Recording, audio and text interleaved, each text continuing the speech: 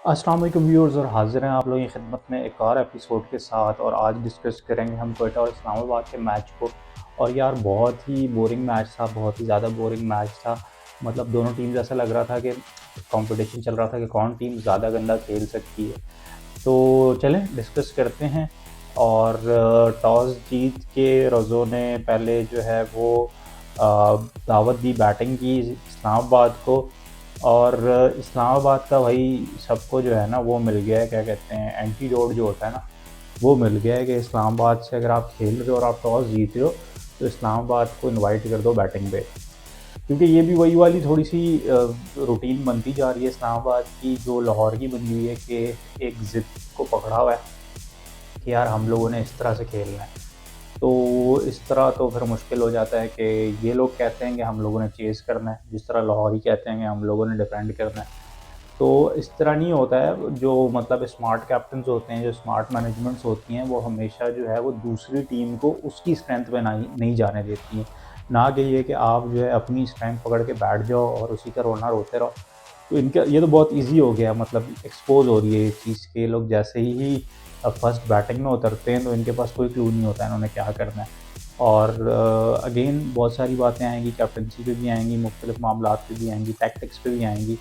तो डिस्कस करते हैं इस मैच को। तो सबसे पहले आज क्वेटा ने जो है कोई चेंज नहीं की हुई थी और इस्लामाबाद ने 2 चेंजेस की थी, जिसमें उन्होंने टैमल मिल्स को बाहर किया था। दूसरा इन्होंने उबैद शाह को बाहर किया हुआ था और वापस अंदर जो लोग आए थे उनमें हुन्नैन शाह का डेब्यू हो रहा था। तीसरे भाई उनका भी डेब्यू हो गया इस्लामाबाद की तरफ से। और साथ में रोमान रीस वापस आए थे, जो अच्छी एडिशन थी, मेरे ख़्याल से बहुत अच्छी एडिशन थी। और अब बात करें अगर कॉम्बिनेशंस की, तो स्टिल ये लोग गलती कर रहे हैं, मुझे नहीं समझ आ रही कि देखें अभी भी सलमान अली आगा भी आपके पास छठा ऑप्शन हो सकता है बॉलिंग का। इमाद वसीम पूरा यूटिलाइज़ नहीं हो रहा बॉलिंग पे, फ़हीम अशरफ पूरा यूटिलाइज़ नहीं हो रहा बॉलिंग पे। तकरीबन 7 बॉलर्स हैं आपके पास, जो सातों के सातों ऐसे बॉलर हैं जो 5 बॉलर्स बन के खेल सकते हैं। तो इनके पास स्टिल चांस है कि ये अपनी बैटिंग को थोड़ा सा स्ट्रेंथन करें और बीच में ये और बैट्समैन डाल सकते हैं। हैदर अली को इन्होंने बिठा दिया बगैर खिलाए। तो इनकी कॉम्बिनेशन बहुत ख़राब हुई हुई है और इनको समझना चाहिए कि इन्होंने क्या कॉम्बिनेशन खिलानी है और बैटिंग ऑर्डर किस तरह से खिलाना है। शादाब इतनी ज़्यादा फ्लोटिंग कर रहा है और उसके साथ और भी 3-4 बंदों को फ्लोटिंग करनी पड़ रही है। तो ये चीज़ मतलब नहीं होती कि एक बंदा, चलो ठीक है, एक बंदा फ्लोट कर रहा है वो ठीक है, लेकिन पूरा बैटिंग ऑर्डर ही हर दफ़ा फ्लोट करेगा तो वो तो फिर कोई भी नहीं परफॉर्म कर सकेगा ना, सिवाय 3 बंदों के। मेरा ख्याल किसी का नंबर कंफर्म नहीं हो रहा 2 मैचेस से। तो दूसरी जो कंसर्निंग पॉइंट है वो ये है कि इनके ओपनर्स भी कोई ख़ास परफॉर्मेंसेस नहीं दे रहे। और आज वही बात है ना कि वो मैच जो था वो था, मतलब इसने ज़्यादा बुरा खेलना है। जितना इन्होंने एक्सप्लोसिव स्टार्ट लिया था तो ये बहुत आराम से 200-250 रन कर सकते थे, या 200-250, चलो बहुत ज़्यादा बोल रहा हूँ मैं, लेकिन 200-220 हो सकते थे, या 190 से 200 का ब्रैकेट आप लगा लो। तो 100% श्योर शॉट था, क्योंकि ये पहले 6 ओवर में आई गेस 60-65 रन कर गए थे। 1 मिनट, हाँ ये देखें, 7 ओवर में 70 रन थे इनके, 2 आउट थे। 13 ओवर्स खेलने थे, बाकी इनके पास तकरीबन 4-5 बैट्समैन थे जो लॉट में थे, लेकिन ये वो नहीं कर सके। तो ये इनके लिए बड़ा सा कंसर्निंग पॉइंट है और इसके लिए यही है कि इनको थोड़ा सा ना उस पे जाना होगा कि खाली ऑलराउंडर से काम नहीं चलता, स्पेशलिस्ट पे जाना होगा। अब आपने किसको किस रोल में खिलाना है, क्योंकि माद Wasim under utilise, Fahim Ashraf under utilise, Salman Ali Agha भी मेरे हिसाब से अंडर यूटिलाइज है। तो अब इनको थोड़ा सा इस चीज़ को देखना पड़ेगा ना कि आपने क्या करना है। तो बहरहाल स्टिल मेरे हिसाब से एक इनके पास स्पेस अवेलेबल है बैट्समैन की, कि किसी भी बॉलर को बिठा के जो इनके फिट में मिक्स में नहीं आ रहा है उसको बिठा के एक बैट्समैन और डालें और अपनी बैटिंग को स्ट्रेंथन करें, ताकि पहली इनिंग भी खेल सकें और दूसरी इनिंग में भी कोई इनको बैलेंस करने वाला भी हो। दूसरी तरफ से बात बात करें तो भाई बॉलिंग में अगेन मोहम्मद आमिर, इब्रार और बाकी सब ने भी आज डिसेंट बॉलिंग की। मोहम्मद वसीम ने, शैम्पू बॉय ने यार बहुत अच्छी बॉलिंग की आज। और यही मैं कहता हूँ कि देखें जितना लेट आया ना इसने उतनी अच्छी बॉलिंग की है।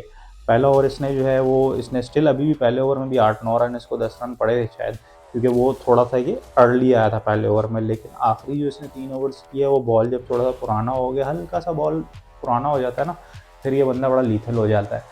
तो आज आपके सामने उसका रिजल्ट, जितना ये इनिंग्स के एंड में आगे इसने बॉल की है उतनी अच्छी उसने बॉल की है।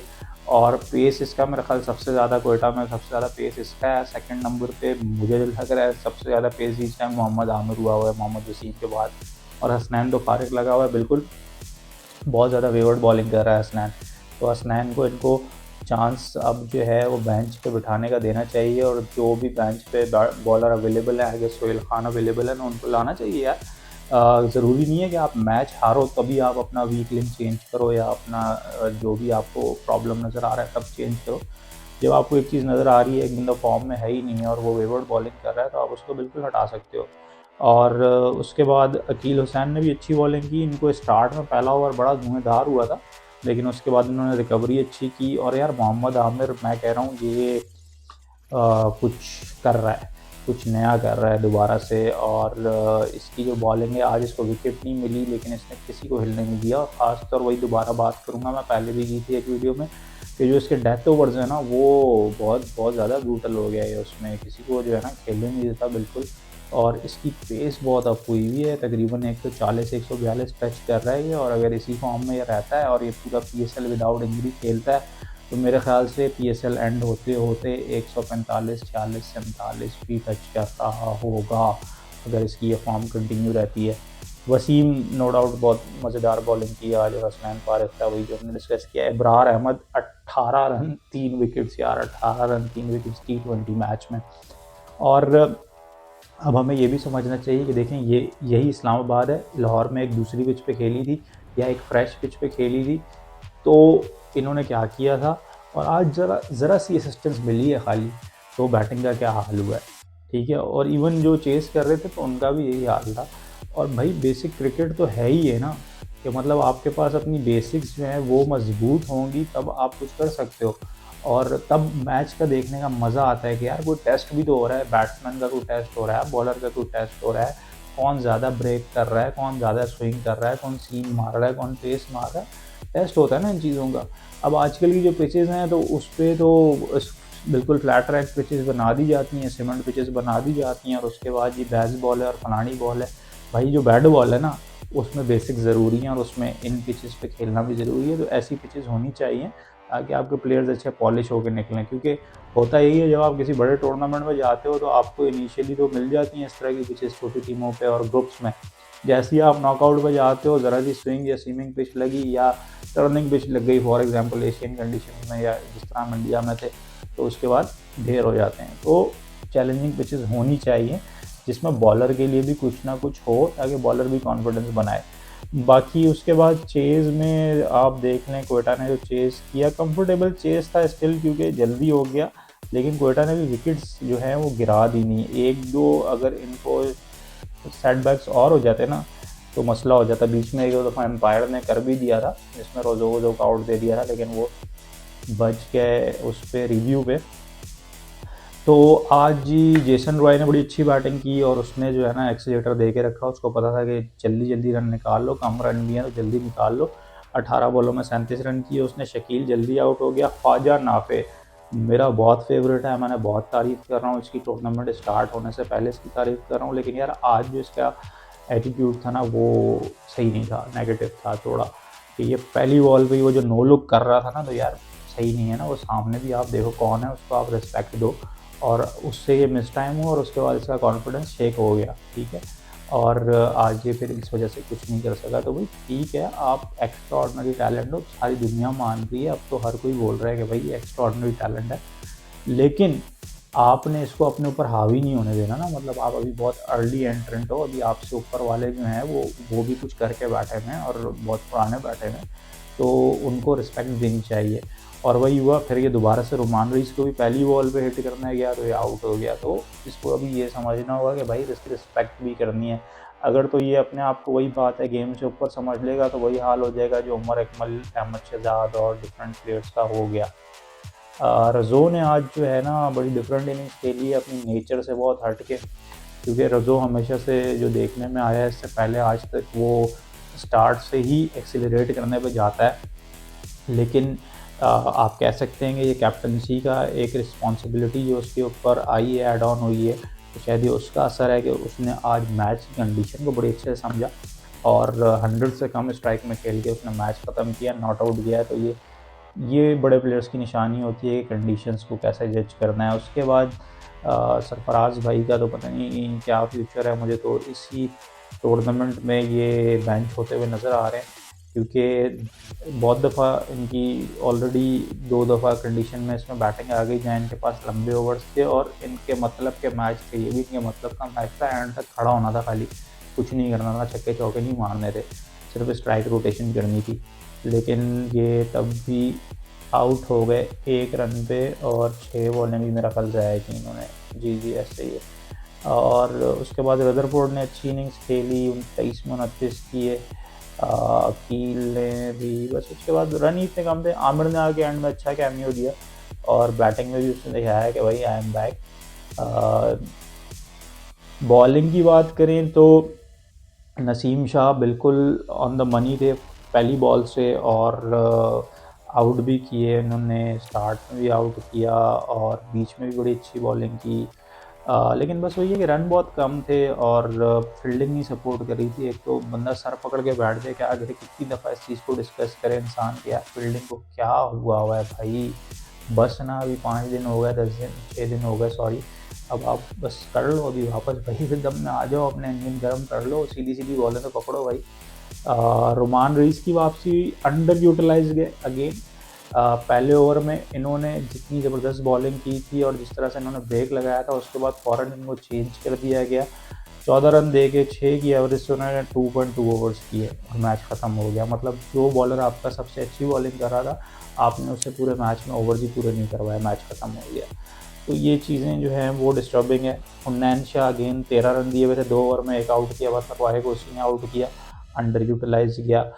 शादाब खान ने अच्छी बॉलिंग की लेकिन मैच के हिसाब से नहीं थी। और आगा सलमान से 4 ओवर पूरे करवाए। अभी बात है ना, देखें आपके कितने लोग अंडर यूटिलाइज चले गए। अगर बॉलिंग में देख लें, फ़हीम अशरफ बॉलिंग पे आए ही नहीं, ठीक है, तो अब भैया फ़हीम अशरफ को खिला क्यों ना हो? फ़हीम अशरफ को आपने एज अ बैटर खिलाना है, कोई अकल की बात करो। और Roman Raees under use, Imad Wasim under use, Hunain Shah under use, ये चारों बॉलर्स, बल्कि ये अगर किसी और टीम में खेलें तो इनका चारों का बॉलिंग अटैक बन सकता है इनके साथ एक बॉलर और डाल के। तो यार कॉम्बिनेशन जो है वो सही नहीं है इस्लामाबाद यूनाइटेड का बिल्कुल, और फील्डिंग बहुत बुरी कर रहे हैं। तो वही वाली बात है अगेन कि भाई समझो और बैठो और दोबारा से बोर्ड पे आओ कि यार 20 ओवर है, तो 20 ओवर में आपको कितने बॉलर लगते हैं? 5 बॉलर लगते हैं या 6 बॉलर लगते हैं मैक्सिमम, जिसमें सब शामिल हैं। ये नहीं कि कोई बाहर रह जाएगा, कोई नहीं करेगा। 6 जो होंगे वो 6 के 6 यूटिलाइज होंगे, 5 होंगे या छठा ऑन डे यूटिलाइज होगा। तो ये इनको कैलकुलेट करना चाहिए और उतने बॉलर रखने चाहिए, बाकी इनको डिस्कार्ड करके अपनी बैटिंग स्ट्रॉन्ग करनी चाहिए। शादाब को अपना नंबर फिक्स कर लेना चाहिए भाई, तीसरे नंबर पे खेलो, तुम्हें अल्लाह का वास्ता है, वहाँ पे जाके बेशक आउट हो जाओ, ऊपर जाओगे, पावर प्ले मिलेगा, 30-35 रन भी निकाल दोगे तो अच्छा हो जाएगा। तो भाई ये रिपोर्ट है। क्वेटा सही ट्रैक पे और इस्लामाबाद थोड़ा सा डी ट्रैक हुआ है। अगर जल्दी अपनी टैक्टिक्स इन्होंने चेंज की हैं और उनको रिव्यू किया अगले मैच से ही, तो ही चांसेस बनेंगे, वरना इस दफ़ा मुझे लग रहा है कि क्वेटा और कराची आगे निकल जाएगा मुल्तान के साथ। और ये जो बड़ी टीमें बनी हुई थी, पेशावर और इस्लामाबाद और लाहौर, ये थोड़ा पीछे रह जाएंगे। तो इनको जल्दी ज़रूरत है कि अपने आप को दोबारा से रीस्ट्रक्चर करें, अपने टैक्टिक्स को, और देखते हैं क्या होता है। बाकी आप लोगों को क्या लगता है, इस्लामाबाद के साथ क्या होने लगा है, क्वेटा के साथ क्या होने लगा है, लाजमी मुझे कमेंट्स में बताएं। और यार प्लीज़ वीडियोस को लाइक करें, लाजमी लाइक करें और चैनल को सब्सक्राइब करें। अपना बहुत ख्याल रखें। अल्लाह हाफिज़।